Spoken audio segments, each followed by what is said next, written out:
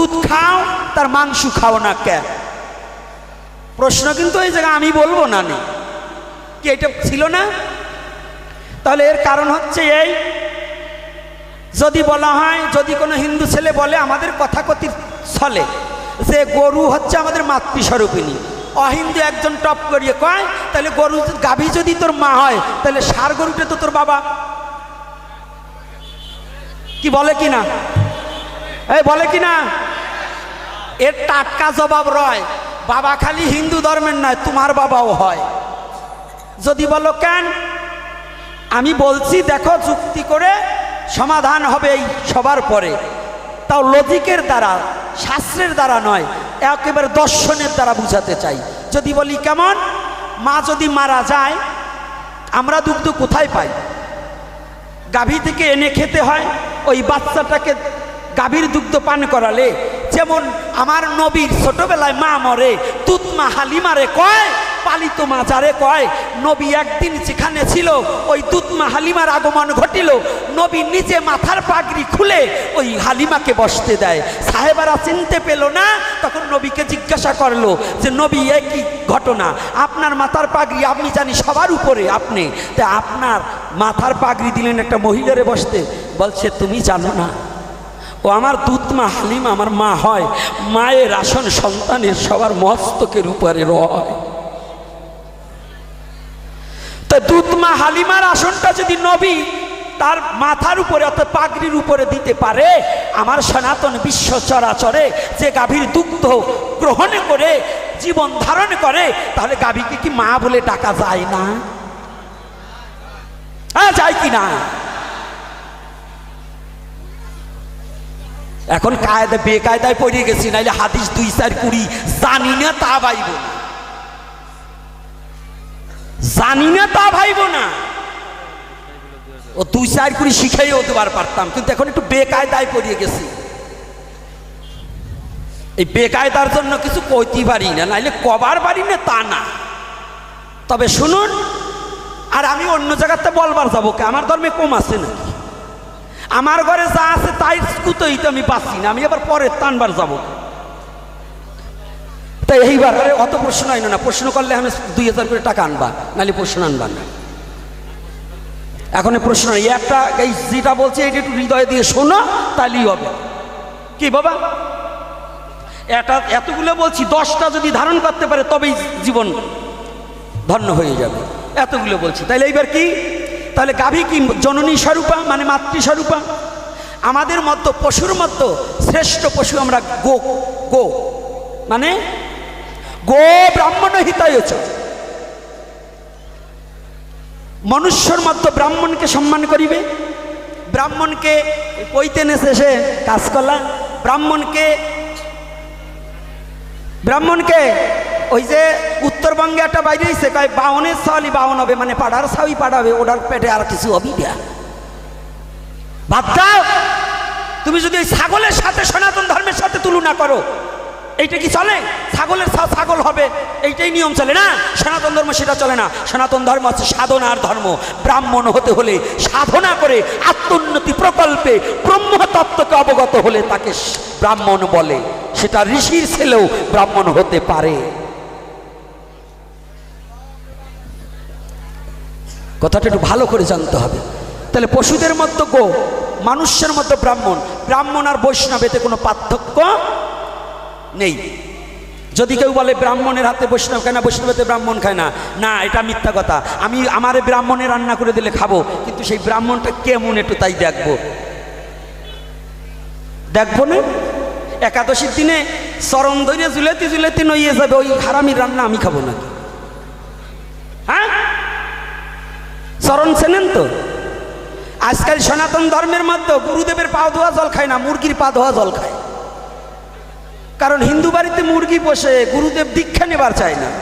কারণ দীক্ষা নিলে পরে আবার জ্বালা আছে, এটা খাইও না, ওটা খাইও না, এটি করো ওটা করো। আর যদি মুরগি পুষি তাহলে তার কোনো জ্বালা যন্ত্র নাই, প্রত্যেক দিন এটা করে ডিম দেবে। আমি দক্ষিণ অঞ্চলে গিয়েছিলাম পাটে, তাই এক মা সকালবেলা যাচ্ছে ঘাটে, পড়িয়ে গেছে আমার বাটে। তাই অমনি প্রণাম করে কয়, বাবা কি একটা কথা বলবো কি, আপনাদের দেখলে প্রাণে লাগে ভয়। তাই আমি বলছি কেন মা? কয় আপনাদের নিয়ে খুব জ্বালা। বলে কি আপনারা বাড়ি আসলে খাবেন তো খাবেন, আমাকে জ্বালাইয়ে যাবেন, আবার যাবার সময় কিছু নিয়েও যাবেন। তা আপনাকে বাড়ি আনার চেয়ে দুটো মুরগি পোষা ভালো। তাই আমি বলছি কে রে মা?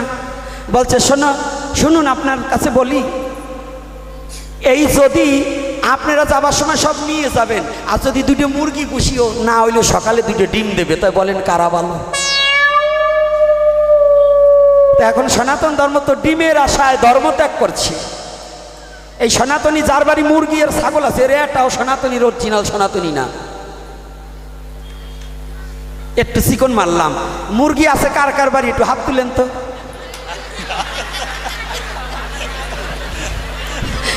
একটা হাত তুলবেন, রাধে রাধে আস্তে, এইবার হাত তুলবেন না, আমি জানি। আবার কোনো কোনোটা ভাবতেছে আমি যে এই কাজ করি এইটা গোসাই জানে কি করি।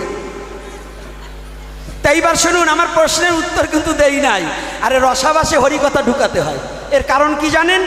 ছেলে অসুখ হয়েছে, ঔষধ খেতে চায় না, মার কাছে ধরছে বাই না, মাও তো কুমানা।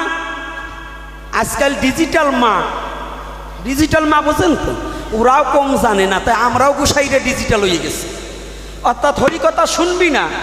মায়েরা যেমন বাচ্চা ঔষধ খেতে চায় না, একটা বাটি আনে, ওই স্তনেতে দুধ গাইলে দেয় ওই বাটির ভিতরে, ট্যাবলেটটা ছেড়ে দিয়ে গোলায় দিয়ে বলছে খোকা দুধ দিচ্ছি খা। খোকা ভাবছে ফিনিশ, খোকার ওই আবদার ফিনিশ, মা দিয়েছে যে জিনিস খোকা তো তা জানে না। যখনই মা কৌশল করে দুগ্ধের কথা বলে ঔষধ দেওয়ালো গিলে, অমনি খোকা দিনার দিনে সুস্থ হয়ে যায়। মায়ের থাকলো না খোকার প্রতি কোনো রোগের ভয়। তাই আমরাও তদ্রূপ এখন ডিজিটাল হয়েছি, হাসি ঠাট্টার মধ্য দিয়ে কৃষ্ণ কথা প্রচার করে ভক্তের হৃদয়ে ওকে ঢুকাতে শিখেছি। এই হাসি ঠাট্টার মধ্য দিয়ে একবার কেউ কৃষ্ণ বলে, তাহাতেও মানব জন্ম ধন্য হইবে। এজন্যই আনন্দেরও আছে প্রয়োজন।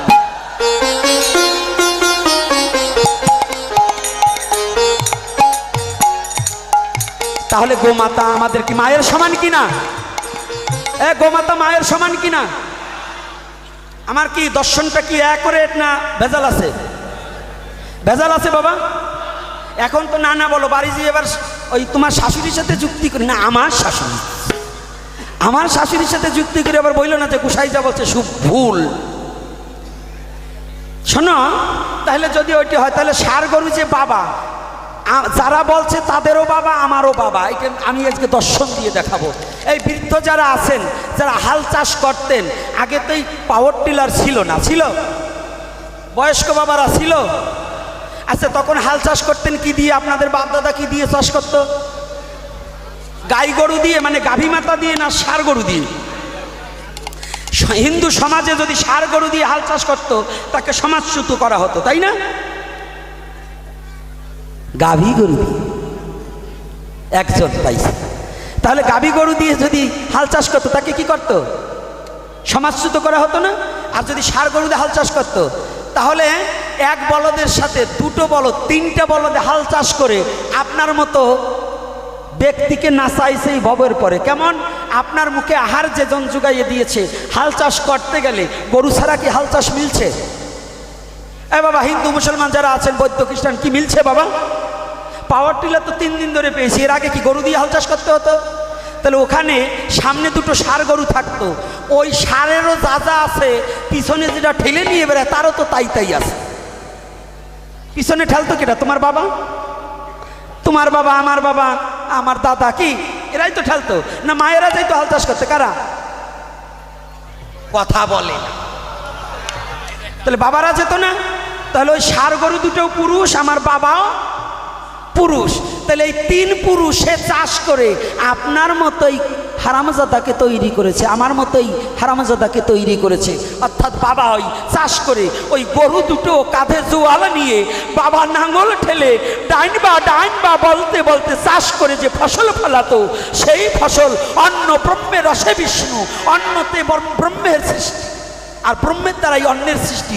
অন্ন আর ব্রহ্ম একই রয়। এই কলির জীবের জন্য অন্নগত প্রাণ হয়। এই অন্ন খেয়ে যে বীর্য ধারণ করে তাহার দ্বারা তোমার বাবা মাতৃগর্ভে বীজ ছেলে তোমার মতো জন্মাছে এক ছেলে।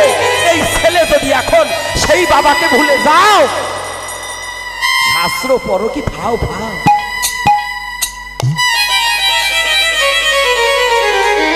তাহলে যে বাবার সাথে খাটনি খেটে ফসল ফলাই আমাকে মানুষ করেছে, সে কি আমার বাবার মতো নয়?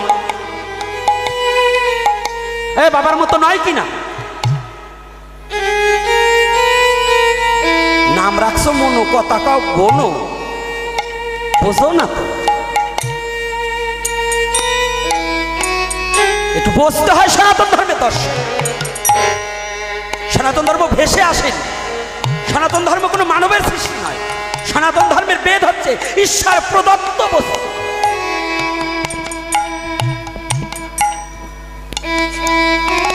এই সনাতনী জাতির অবক্ষয় হচ্ছে একটা কারণ, হিংসার কারণ। না হলে সনাতনী জাতিকে কেউ দাবিয়ে রাখতে পারত না। এই হিংসা কি জানেন? একতাবদ্ধ না হওয়ার কারণ।